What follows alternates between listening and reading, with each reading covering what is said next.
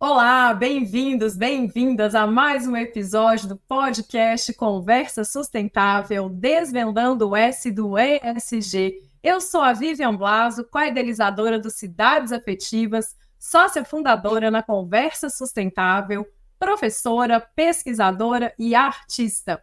Hoje nós vamos conversar com Rafael Morales, que ele é professor, pesquisador e consultor na Conversa Sustentável, especialista em ESG e doutor em Ciências Sociais. Rafa, chega para a conversa. Oi, Vivian. Muito bom estar aqui com você para falar de um assunto super importante, que são os relatórios de sustentabilidade.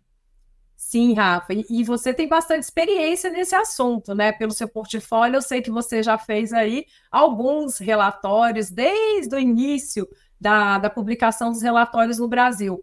Rafa, mas é o seguinte, o relatório ESG agora passa por uma nova resolução, é a 193 da Comissão de Valores Mobiliários. Essa comissão, com essa resolução, definiu, então, diretrizes para as companhias abertas, fundos de investimento, companhias securitizadoras, para que elaborem esses relatórios de informações financeiras relacionadas à sustentabilidade, com base no padrão internacional International Sustainability Standards Board, ISSB, de forma voluntária até 2025. É muita sigla, Rafa. Você podia explicar para todos nós o que são esses relatórios ISG?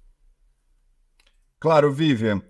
Os relatórios ESG são documentos, geralmente de periodicidade anual, onde as empresas e as instituições divulgam aos seus diferentes públicos de interesse os seus impactos, informações relevantes e indicadores relacionados aos aspectos ESG.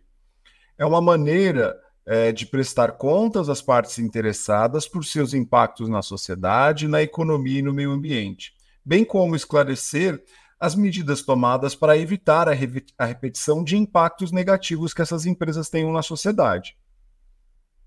Rafa, eu fiquei aqui pensando, se a gente está falando que o relatório de sustentabilidade é para ajudar as empresas a olharem para esses impactos, também existe aí toda uma perspectiva que está relacionada a essa normalização, né? Essa normatização, ou seja, como é que as empresas, a partir dessa regulamentação brasileira, vai conseguir se reorganizar para atender às expectativas daquilo que a gente chama hoje de capitalismo de stakeholders, não é mesmo? Atender as partes interessadas. Você poderia falar um pouquinho nesse sentido de como esses relatórios vai conseguir atender a essas expectativas de muitos stakeholders na sociedade? Olha, Viva, isso vai depender muito de como as empresas e as instituições vão elaborar seus relatórios, né? Os relatórios de sustentabilidade, eles precisam ser transparentes e conversar no sentido de dar diálogo aos seus diferentes públicos, sejam eles fornecedores, colaboradores, funcionários, acionistas. Então, as empresas vão precisar se preparar para que elas possam criar meios de comunicação e formas de comunicação sobre os seus aspectos ESG. Então, o relatório de sustentabilidade é um modelo onde isso se torna mais palpável, mas as empresas também podem explorar diferentes formas de comunicação, né, através das redes sociais, através de sites específicos para tratar de temas e assuntos relacionados a ESG, como um painel de indicadores, enfim. As empresas vão precisar, daqui em diante, exercitar a maneira de se comunicar ou de como se comunicar em relação a ESG. Rafa, você tocou num aspecto importante. Você está falando de comunicação, a comunicação, então, ela está relacionada com a transparência. Então, esses relatórios, a ideia é que, a partir de agora, ele traga informações mais transparentes, então isso aumenta o compromisso das empresas com estes públicos, não é mesmo? Sim, porque de acordo com a própria resolução, e é uma boa prática de mercado que seja dessa forma, esses relatórios eles serão assegurados por uma terceira parte, ou seja, uma auditoria ou uma empresa independente vai verificar se aquelas informações são de fato verdadeiras ou não.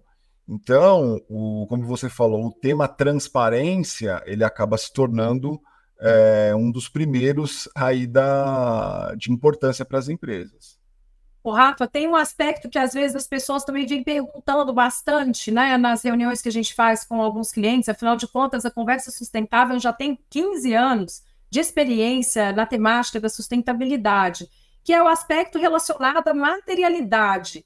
Então, eu queria que você assim pudesse explicar para as pessoas o que é a materialidade dentro de um relatório agora com a normatização do ISSB.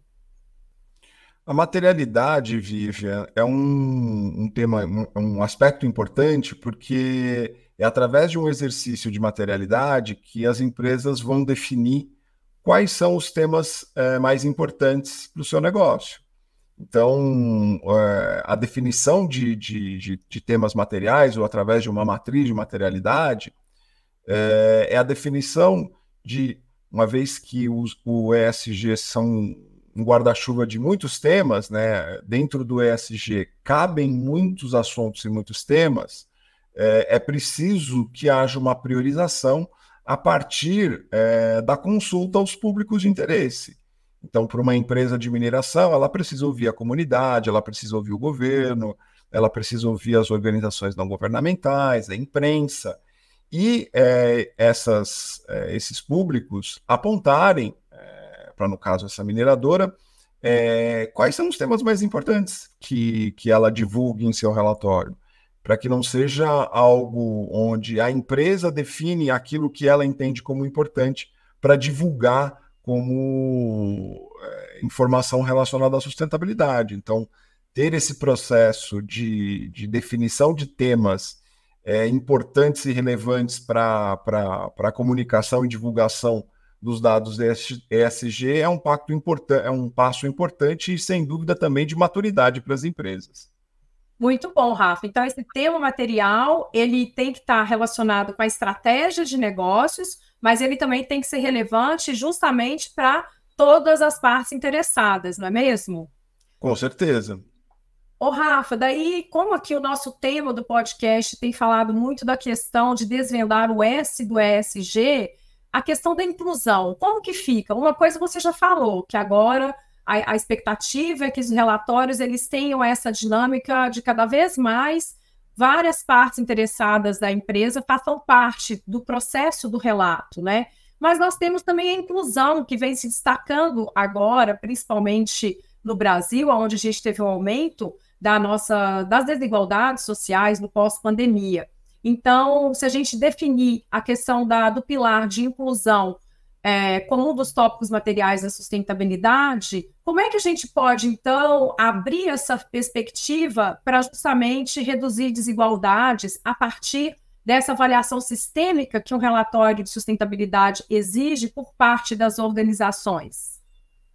Vivian, a gente está falando do ESG, como você já colocou e a gente está discutindo, um dos pilares fundamentais é a transparência, ou seja, que a empresa possa apresentar aos seus diferentes públicos aquilo onde ela vai bem e onde ela também não vai tão bem, né? E a materialidade, que tem a ver com a definição de quais temas vão ser ditos, principalmente naquele sentido onde ela não vai tão bem, o aspecto de inclusão é fundamental, porque a mentalidade do empresário hoje é de que basta ele gerar emprego e gerar renda para uma determinada sociedade é suficiente. E a gente tem percebido que a desigualdade, principalmente no Brasil, a gente vê aqui, nós que moramos em São Paulo, como a questão de moradia e de inclusão de pessoas em situação de rua é uma questão urgente e muito grave, a importância das empresas também começarem a se preocupar em estabelecer uma política inclusiva, uma política de inclusão de outros públicos relacionados ao negócio, né? Não aqueles que são diretamente afetados, mas olhando para a sociedade como um todo. É a mesma coisa que a gente passar por um processo, por exemplo, de inclusão na empresa, mas esquecer do impacto que está relacionado com a comunidade em torno, não é mesmo? Com certeza, com certeza. A comunidade, ela é parte da empresa. A empresa, ela não existe sem a comunidade. Então, as empresas começarem a ter esse entendimento, com certeza vão atuar para reduzir a desigualdade. Muito bom, Rafa. Nós, no Cidades Afetivas, somos um observatório de práticas sustentáveis e regenerativas. O Cidades Afetivas é a causa da conversa sustentável. Nós trabalhamos com o princípio do autoconhecimento, autodesenvolvimento como pilares de transformação de uma comunidade, considerando uma empresa, uma comunidade e parte integrante do sistema urbano para fazermos as mudanças que queremos em nossas comunidades, organizações e cidades. É preciso desenvolver a si mesmo, comunidades, organizações e cidades. E aí, o que nós podemos oferecer? Capacitação, treinamentos, cursos e toda a nossa expertise com mais de 25 anos de experiência na conversa sustentável e nas cidades afetivas. E não se esqueça, o nosso podcast Conversa Sustentável acontece semanalmente às segundas-feiras, às 9 horas da manhã, e você pode ouvi-lo e também conversar conosco no YouTube Music e demais plataformas. Deixe seus comentários e não esqueça de deixar as estrelinhas no Spotify. Obrigada, Rafa. Até logo! Até mais, gente. Valeu, Vivian.